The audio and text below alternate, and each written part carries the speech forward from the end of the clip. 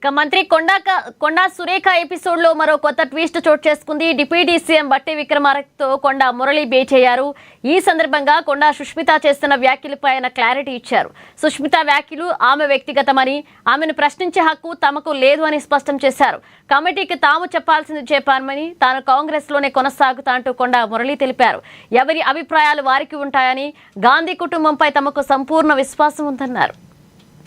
5 రోజులు వరంగల్ కూడా పోలేదు. రేఖమ్మ అక్కడ ముస్లింల వాళ్ళది ఉంది కాబట్టి ఆడ ఉంది. నిన్న వనమహోత్సవానికి కూడా పోయింది. మేము కాంగ్రెస్ పార్టీని వీడేది లేదు.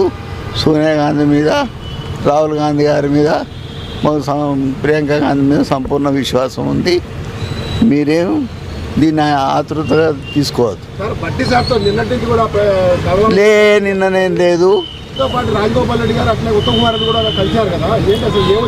ఏం లేదు, బాగున్నాం అన్న అంటే బాగున్నాం అనుకున్నాం, మాట్లాడినాం, వచ్చినాం అంతే. ఏం దాన్ని డిస్కషన్ నేను చేయలేదు, దానికి నాకు సంబంధం లేదు. అది నా బిడ్డ ఇష్యూ. 35 సంవత్సరాలు ఉన్నాయి దానికి. ఇలా దాని బిడ్డకు 15 సంవత్సరాలు ఉన్నాయి. వాళ్ళ ఇష్యూ అది.